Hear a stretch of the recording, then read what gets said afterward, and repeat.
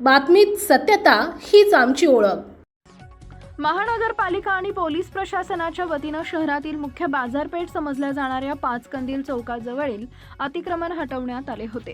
मात्र आता व्यावसायिकांनी गल्ली नंबर 4 चैनी रोड परिसरात हातगाड्या लावून नागरिकांना अडथळा निर्माण करत आहेत. गल्ली नंबर 4 येथील सत्यनारायण चौकात मिलिंद जयस्वाल दुकानदार दुकानासमोरच 4 हातगाड्या लावत आहेत. यामुळे परिसरातून ये-जा करणाऱ्या नागरिकांना याचा मोठा त्रास होत आहे.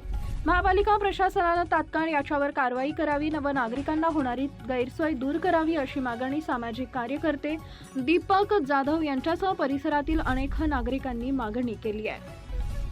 बोलो. माझं नाव दीपक रामकृष्ण जाधव. जोरात. मी राहणार गल्ली नंबर 5 मिरचमाती चौक घर नंबर 551. विषय असा आहे, सत्यनारायण मंदिर चौक हा आहे भाजीपाला चैनी रोडचा परिसरातला एक चौक. त्या चौकामध्ये नेहमी वर्दळ असते आणि खोलगल्लीमध्ये भातमाजी, दिलीप दूध डेअरी, पुनावाले अशा सगळ्या मिठाईच्या दुकानात दूध डेअरी आहेत आणि दररोज तिथं सकाळ संध्याकाळ लोक ये जात असतात, माता भगिनी जात असतात, सगळ्या धर्माचे लोक ये जात असतात.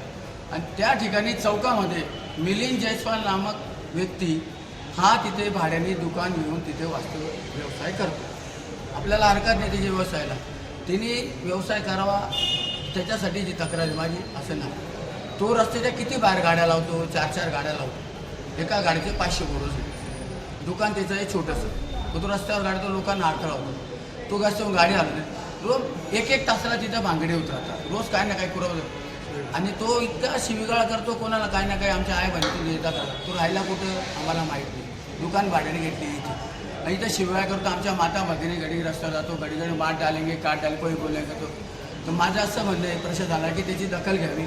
ती तक्रार करण्यासाठी मी आलो आणि त्यांनी 2 दिवसात जर माझ्या तक्रार दखल घेतली नाही तर माझं पुरं कुटुंब 26-7 सगळ्या लोकांना घेऊन त्या चौकात बसून जाईल.